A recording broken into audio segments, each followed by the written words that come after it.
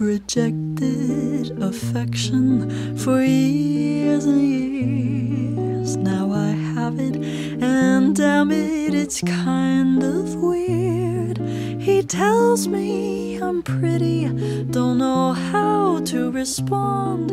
I tell him that he's pretty too. Can I say that? Don't have a clue. With every passing moment, I surprise myself.